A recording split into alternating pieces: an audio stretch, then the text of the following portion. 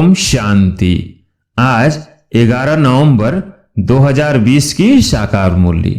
आज बाबा ने कहा, मीठे बच्चे, तुम अभी वर्ल्ड सर्वेंट हो। तुम्हें किसी भी बात में दे अभिमान नहीं आना चाहिए। प्रश्न, कौन सी एक आदत ईश्वरीय कायदे के विरुद्ध है जिससे बहुत नुकसान होता है? उत्तर, कोई भी फिल्मी कहानियां सुनना व पढ़ना, नॉवेल्स पढ़ना, ये आदत बिल्कुल बेकायदे है। इससे बहुत नुकसान होता है। बाबा की मना है, बच्चे तुम्हें ऐसी कोई किताबें नहीं पढ़नी है। अगर कोई भी के ऐसी पुस्तकें पढ़ता है तो तुम एक दो को सावधान करो। गीत है, मुखड़ा देख ले प्राणी।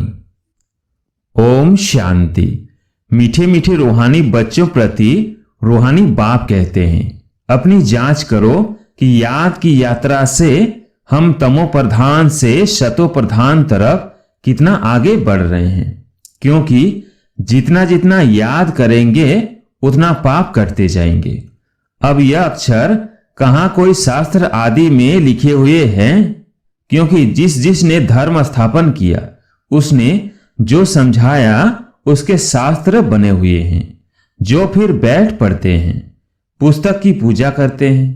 अब यह भी समझने की बात है, जबकि यह लिखा हुआ है, देह सहित देह के सर्व संबंध छोड़ अपने को आत्मा समझो। बाप याद दिलाते हैं, तुम बच्चे पहले पहले अशरीरी आए थे, वहां तो पवित्र ही रहते हैं। मुक्ति, जीवन मुक्ति में पतित आत्मा कोई जा नहीं सकती। वह है निराकारी निर्विकारी दुनिया। इसको कहा जाता है साकारी विकारी दुनिया। फिर सतयुग में यही निर्विकारी दुनिया बनती है। सतयुग में रहने वाले देवताओं की तो बहुत महिमा है। अब बच्चों को समझाया जाता है, अच्छी रीति धारण कर औरों को समझाओ। तुम आत्माएं जहां से आई हो पवित्र ही आई हो, फिर यहां आकर अपवित्र भी जरूर होना है। सतयुग को वॉइसलेस वर्ल्ड, कलयुग को विशेष वर्ल्ड कहा जाता है। अब तुम पतित पावन बाप को याद करते हो कि हमको पावन वॉइसलेस बनाने आप विशेष दुनिया विशेष शरीर में आओ। बाप खुद बैठ समझाते हैं, ब्रह्मा के चित्र पर ही मूंझते हैं कि दादा को क्यों बिठाया है। समझाना चाहिए, यह तो भागीरथ है। शिव भगवानुवाच है, यह रथ मैंने लिया है क्योंकि मुझे प्रकृति का आधार जरूर चाहिए, नहीं तो मैं तुमको पति से पावन कैसे बनाऊं। रोज पढ़ाना भी जरूर है। अब बाप तुम बच्चों को कहते हैं, अपने को आत्मा समझ मामेकम याद करो। सभी आत्माओं को अपने बाप को याद करना है। कृष्ण को सभी आत्माओं का बाप नहीं कहेंगे, उनको तो अपना शरीर है। तो ये बाप बहुत सहज समझाते हैं। जब भी किसी को समझाओ तो बोलो, बाप कहते हैं तुम अशरीरी आए, अब अशरीरी बनकर जाना है। वहां से पवित्र आत्मा ही आती है। भल कल कोई आते तो भी पवित्र हैं, तो उनकी महिमा जरूर होगी। सन्यासी, उदासी, गृहस्थी जिनका नाम होता है, जरूर उनका यह पहला जन्म है ना। उनको आना ही है धर्म स्थापन करने। जैसे बाबा गुरु नानक के लिए समझाते हैं। अब गुरु अक्षर भी कहना पड़ता है, क्योंकि नानक नाम तो बहुतों का है ना।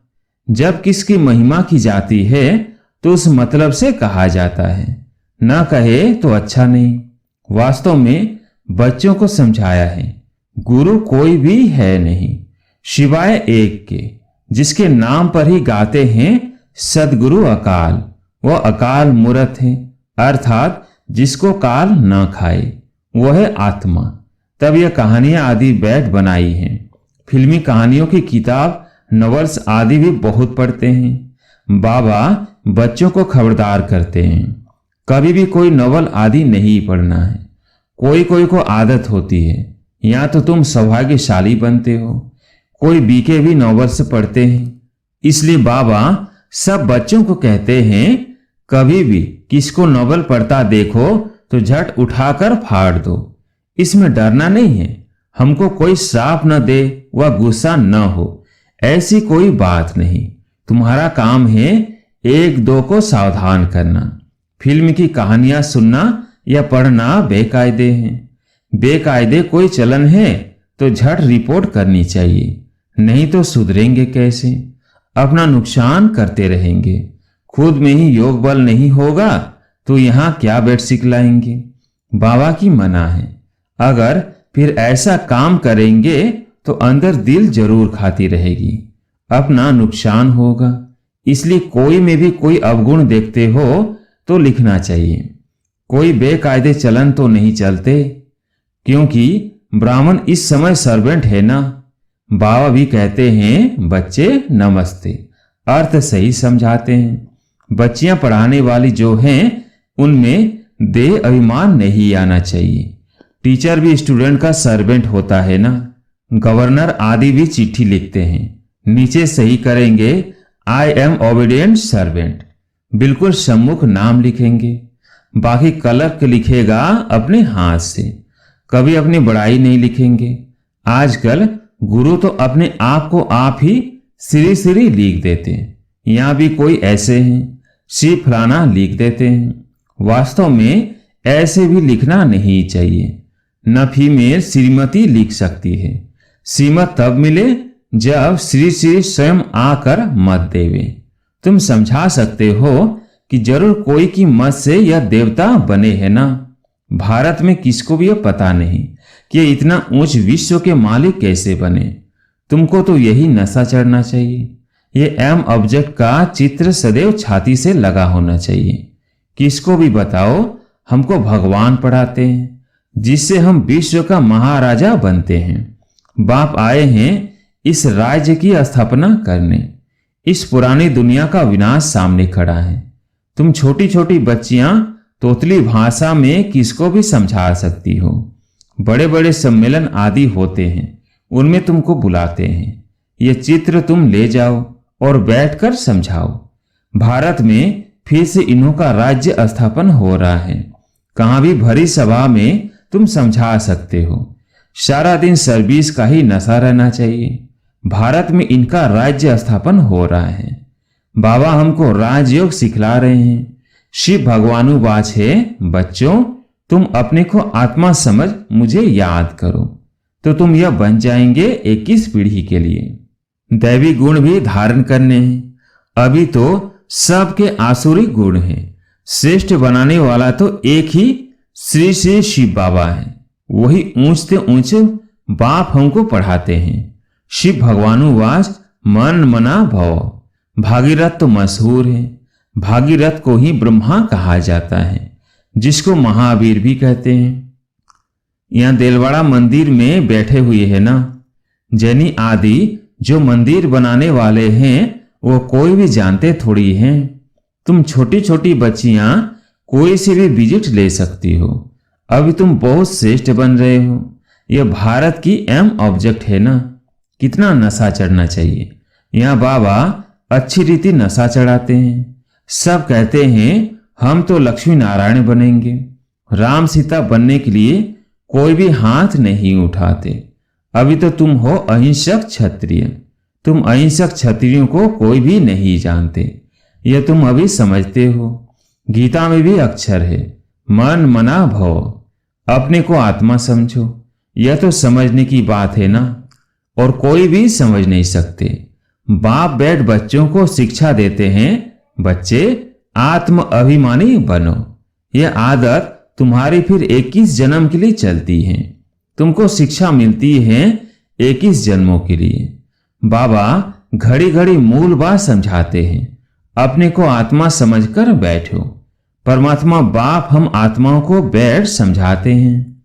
तुम घड़ी घड़ी देह अभिमान में आ जाते हो, फिर घर बार आदि याद आ जाता है। यह होता है भक्ति मार्ग में भी। भक्ति करते करते बुद्धि और तरफ चली जाती है। एक टिक सिर्फ नौधा भक्ति वाले ही बैठ सकते हैं, जिसको तीव्र भक्ति कहा जाता है। एकदम लवलीन हो जाते हैं। तुम जैसे याद में बैठते हो तो कोई समय एकदम अशरीरी बन जाते हो। जो अच्छे बच्चे होंगे वही ऐसी अवस्था में बैठेंगे। देह का भान निकल जाएगा। अशरीरी हो उस मस्ती में बैठे रहेंगे, ये आदत पड़ जाएगी। सन्यासी है तत्व ज्ञानी व ब्रह्मज्ञानी, वो कहते हैं हम लीन हो जाएंगे, यह पुराना शरीर छोड़ ब्रह्म तत्व में लीन हो जाएंगे। सबका अपना अपना धर्म है ना, कोई भी दूसरे धर्म को नहीं मानते हैं। आदि सनातन देवी देवता धर्म वाले भी तमोप्रधान बन गए हैं। गीता का भगवान कब आया था, गीता का युग कब था, कोई भी नहीं जानते। तुम जानते हो इस संगम युग पर ही बाप आकर राजयोग सिखलाते हैं, तमोप्रधान से शतोप्रधान बनाते हैं। भारत की ही बात है, अनेक धर्म भी थे जरूर। गायन है एक धर्म की स्थापना, अनेक धर्मों का विनाश। सतयुग में था एक धर्म, अभी कलयुग में है अनेक धर्म।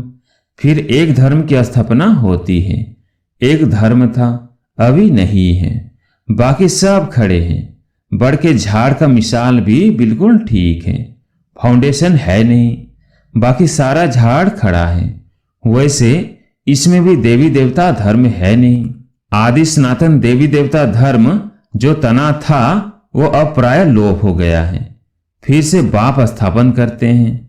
बाकी इतने सब धर्म तो पीछे आए हैं, फिर चक्र को रिपीट जरूर करना है, अर्थात पुरानी दुनिया से फिर नई दुनिया होनी है। नई दुनिया में इन्हों का राज्य था।